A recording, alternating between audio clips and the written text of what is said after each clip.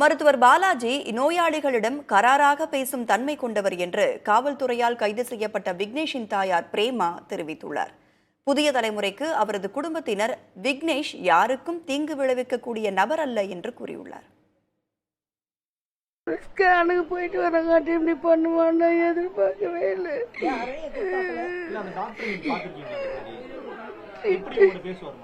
சிடுன்னு தான் பேசுற. அவர் ஒரு காரணமே எனக்கு தேவையில்லை. எனக்கு என் உடம்பு தான் முக்கியம். அவர் ஒரு ஸ்கேனை பார்த்து எனக்கு ஊசி நிறுத்தி இருந்தா இன்னைக்கு இந்த நிலைமை இப்படி கிடையாது. வாங்கி பார்க்காததான் காரணம். எதுவுமே கிடையாது சார். அவருக்கு டென்ஷனா பேசினா கூட என் பையனை கையை பிடிச்சாமுக்கு அவரோட டியூட்டி, இது நம்மளோட டியூட்டி, வாடா போலாம் இட்டுன்னு போயிடுவேன். எதுக்குமே போக மாட்டான். தலையை குஞ்ச தலையை நிபுறாம நடப்பான். என் சின்ன பையன் இன்னும் சுத்தம், யாருக்கிட்டையும் பேச மாட்டான். முக்கால்வாசி அவன் போய் அந்த டாக்டர் பாலாஜி சார் டாக்டர் கூட பார்த்தது எல்லாமே எங்கள் அண்ணன் தான் போய் பார்த்தது தவிர வச்சு அவன் கூட போய் அவன் பார்க்கல.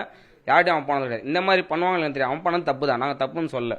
அவன் பண்ணது ஃபுல்லாக தப்பு தான். கைது பண்ணதுக்கோசம் கரெக்டாக தான் கைது பண்ணாங்க, தப்பு கிடையாது. அவன் பண்ணதுக்கோசம் கைது பண்ணாங்க. சரி, வீட்டுக்கு வந்தாங்களா, கரெக்டான வீட்டுக்கு வந்து ப்ரூஃப் எடுத்துக்கணும்.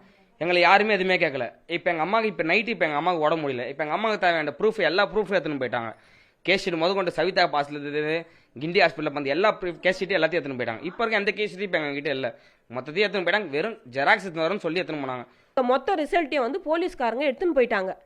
பேசிக்கினே இருந்து நாங்கள் வந்து ஒன்றும் பண்ண மாட்டோமா, இந்த ரிசல்ட்டெல்லாம் நாங்கள் எடுத்துன்னு போய் பார்க்க தான் செய்வோம்னு சொல்லிட்டு இந்த வீட்டோட கடைசி பையன் கமலேஷ், அவன் 2:30 மணிக்கு இங்கேருந்து போனான். இன்னமும் என்ன தகவல் ஏதுன்னு எங்களுக்கு தெரியல. எங்களோடதை கொடுத்தா தானே அவங்களுக்கு என்ன நிலவரம்னு நாங்கள் பார்க்க முடியும். ஒரு வாரம் அவங்க அம்மா கூட இருந்து அவன் எல்லாமே லெட்டின்ல இருந்து பாத்ரூம்லேருந்து அவன் அள்ளி போடவே அவன் மனசு என்ன பாதிச்சிருக்குன்னு எங்களுக்கு தெரியாதுங்க. அதனால் அது அவனை கேட்டால் தான் தெரியும் அவனோட மனநிலை எப்படி இருக்குது. என் தாய் இப்படி இருக்கானா அந்த டாக்டர் தானே காரணம்னு அவனோட ஒப்பீனியன் வைக்கிறான். இது வந்து ஒன்று அவனை கேட்கணும், இல்லை அந்த டாக்டரை கேட்கணும்.